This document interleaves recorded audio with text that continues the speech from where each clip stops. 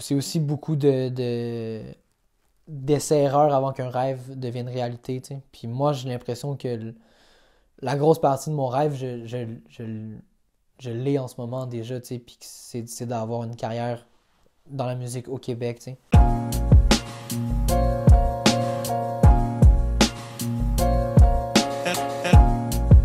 Moi, j'ai commencé vraiment dans le rap par, justement, par les mots, par les rimes, par cet intérêt-là, tu sais, de la langue, puis de comment je pouvais jouer avec. Puis je suis vraiment arrivé dans une espèce d'air qui était très axé sur le multisyllabique, là, avec, mettons, genre l'entourage, puis ce genre de références-là.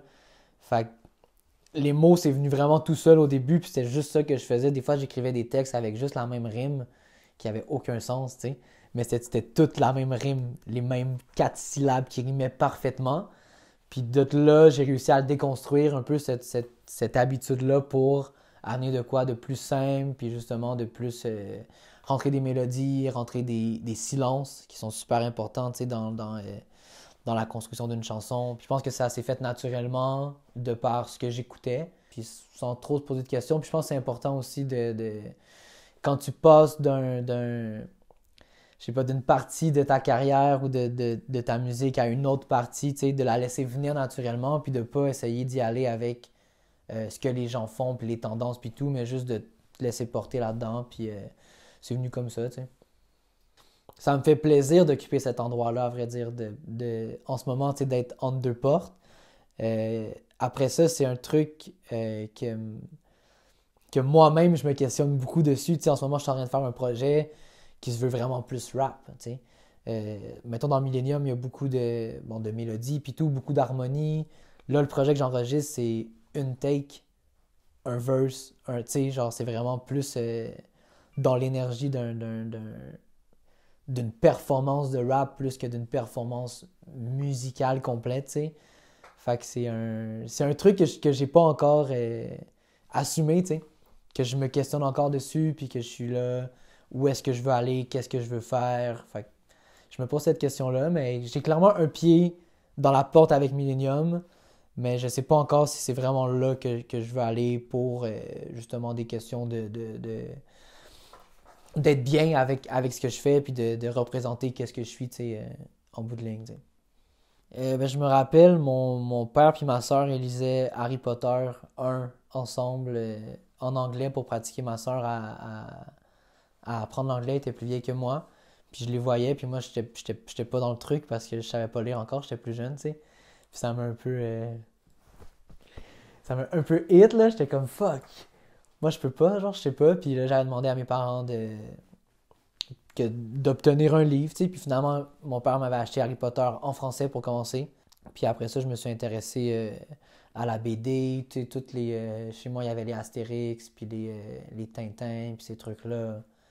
Puis c'est tombé après ça dans les Titeuf, les Kid Paddle, des trucs un peu plus adolescents, là, mettons, là. Puis je sais pas, même au secondaire, genre j'avais ma carte de bibliothèque qui était à côté de chez nous dans Rosemont, puis j'allais me chercher des livres, puis je m'assoyais dans le fond de la classe. Je me joignais le midi, je m'assoyais dans le fond de la classe, puis j'étais comme ça. Au lieu d'écouter le prof, je lisais mon livre, tu sais. C'était un peu ma façon à moi genre fuck le système, tu sais, mais de rester quand même posé puis pas trop dérangé, tu vois ce que je veux dire? J'étais comme non, j'écoute pas le prof, mais je vais quand même m'instruire, tu sais. Je vais quand même apprendre de quoi, je vais quand même faire travailler mon cerveau, tu sais. Je vais pas juste être là à dormir dans le fond de la classe, tu sais. Et ça le dit, les romans, c'est romancé, il y a beaucoup de trucs qui sont parfaits, tu sais. Tout dans les livres arrive, tout est construit pour que deux personnes se rencontrent, ou tu vois ce que je veux dire, au travers des histoires. Euh, c'est un peu comme ça que j'essaie aussi d'écrire ma musique, tu sais, sans que ça soit plus abstrait, puis que ça mène à des moments clés, tu sais, qu'il y a peut-être 12 lignes qui amènent à 2 lignes à la fin du verse, mais c'est ces 2 lignes-là qui sont le punch, tu sais. Sinon, moi, c'est un truc qui me stimule intellectuellement. Quand je lis des livres, je vois des mots, puis des fois, là, je peux lire 2, 3 pages, puis genre, je suis même plus dans l'histoire parce que je suis dans ma tête en train d'utiliser les mots que je vois pour un prochain texte, tu sais. Puis des fois, je vais lire un livre, tu sais, qui date des années 2000, mais des fois, je vais lire un livre qui date des années 1980, tu sais. Puis de prendre une idée qui est là, puis qui me fait penser à quelque chose que les gens peuvent vivre en 2020, ben je trouve ça le fun de faire ce pont-là, puis justement de l'amener dans mes mots, puis de l'amener avec les yeux d'un jeune dans la vingtaine, tu sais, en 2022. Fait que c'est vraiment tous ces attraits-là qui sont, je sais pas, qui sont un peu spéciaux via ma relation avec les livres, puis je le mets dans la musique pour faire un petit... ouvrir une porte justement sur qui je suis, puis sur comment je mène ma vie, voilà. Et j'ai l'impression qu'en ce moment, mes rêves, la musique me permet d'avoir d'autres rêves, tu sais. Parce que c'est une carrière, parce que je peux faire de l'argent, parce que je peux avoir une stabilité financière, comme j'ai envie d'avoir des chiens, j'ai envie d'avoir une famille, j'ai envie d'avoir une auto. Tu sais ce que je veux dire? Ça c'est des... Bon, c'est peut-être un peu cliché là, comme rêve, là. Mais en même temps, je pense qu'en grandissant, je sais pas, moi en tout cas en grandissant, je me rapproche un peu de ces trucs-là simples, puis qui m'amènent un plus grand bonheur que d'être populaire ou d'avoir beaucoup de likes ou d'avoir, je sais pas, d'avoir beaucoup de streams ou etc. Là. On dirait que ces rêves-là, ils sont plus pour les autres que pour moi, tu sais. Tu sais, mettons, plus pour montrer aux autres tu sais, genre, que moi, si j'aime une chanson, qu'elle ait 50 000 streams ou qu'elle ait 1 million de streams, si c'est ma tune préférée, c'est ma tune préférée, tu sais. Puis quand j'écoute de la musique, c'est la même chose aussi, tu sais. C'est aussi beaucoup d'essais-erreurs avant qu'un rêve devienne réalité, tu sais. Puis moi, j'ai l'impression que la grosse partie de mon rêve, je l'ai en ce moment déjà, tu sais, puis c'est d'avoir une carrière dans la musique au Québec, puis de pas avoir à me lever le matin, j'ai pas de patron, j'ai pas d'horaire, je peux travailler de chez moi, genre je travaille avec les gens que je veux. Fait que je sais pas, tout ça c'est un rêve en soi là, justement à l'époque, je me voyais pas fitter dans rien, puis ça fait juste plaisir d'être là aujourd'hui, tu sais. Je pense que je suis dans une rêverie qui est plus philosophique que matérielle, mettons, là. L'évolution est énorme. Honnêtement, là, moi, quand j'ai commencé, le premier projet de l'amalgame est sorti en 2014, mais ça faisait déjà 3 ans, tu sais, qu'on faisait de la musique un peu, tu sais, open mic-ish, là, cypher dans les parcs, puis tu sais, rencontrer des gens, mais rien de très studio orienté, tu sais, c'était vraiment comme écrire des verses, rapper les verses.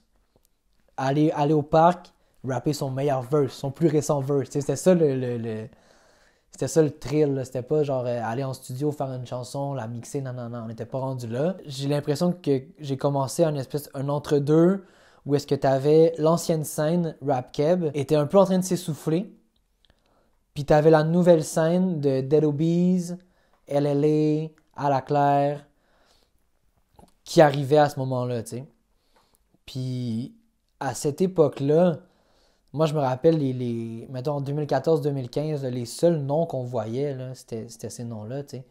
Puis entre 2015 puis 2020, le rap au Québec a pris énormément de crédibilité, que ce soit par la part de nos producteurs, des High Class, des K-Tra, des Freaky, qui sont rendus partout dans le monde, tu sais, sur des tapes à Damso, à The Weeknd, travail avec Dime, avec, tu sais, name it, là. Après ça, je pense aussi qu'il y a eu une explosion de nouveaux projets, puis là, les noms, ils prenaient, tu sais, le monde commençait à découvrir tous les noms, puis les scènes commençaient à se mélanger aussi, puis tu pouvais avoir un Soulja qui faisait un feat avec les gars de 514, puis tu vois ce que je veux dire? Les produits qui sortent, que ce soit les albums, les vidéoclips, tu sais, les campagnes de promo, puis tu sais, comme quand White Bee a sorti son projet, la campagne de promo, elle était every fucking where, là, sur tous les autobus, tu sais, genre ce genre de move-là font en sorte que les gens qui regardent à l'extérieur peuvent se dire, OK, il y a une vraie scène, tu sais. Il y a vraiment quelque chose qui se passe puis qui bouillonne. Entre 2000 puis 2015, la scène a fait x5, mettons. Puis entre 2015 puis 2020, la scène a fait x500, tu sais. c'était exponentiel. Moi, de ce que j'ai vu de l'extérieur, puis de l'intérieur, c'était ça, tu sais. Fait que je pense qu'on est encore dans ce paradigme-là, dans cette traction-là, tu sais, de la scène qui est effervescente, puis des nouveaux noms tout le temps, tout le temps, tout le temps, puis tant mieux, hein, ça prouve que il y a une santé culturelle, puis ça prouve qu'il y a un attrait aussi pour quelque chose qui est plus qu'une passion, tu sais, qui peut devenir une carrière parce que les gens voient d'autres gens réussir, puis des gens de toutes sortes de milieux, puis de toutes sortes d'horizons. Fait que je pense que c'est un bon signe en ce moment, tu sais. Euh, c'est une grande question. C'est quoi pour moi être libre? Je pense que aussi simple que ça peut paraître, pour moi être libre, c'est pouvoir me lever le matin puis décider ce que j'ai envie de faire de ma journée, que ce soit de la musique, que ce soit de la cuisine, que ce soit aller faire du sport dehors, que ce soit aller voir des amis. Euh, pour moi, c'est ça la liberté, puis je suis chanceux de l'avoir, puis je la souhaite à tout le monde, tu sais, parce que c'est pas tout le monde qui a la chance d'être libre, puis d'habiter dans une belle place comme le Québec, malgré tout ce qu'on peut en dire, tu sais, on est bien chanceux, donc shout out à cette liberté que je possède. Merci. Alright, c'était Vendou pour Style Libre. Vous pouvez écouter ma musique sur Spotify. Suivez-moi sur Instagram. C'est carrément incroyable, mec.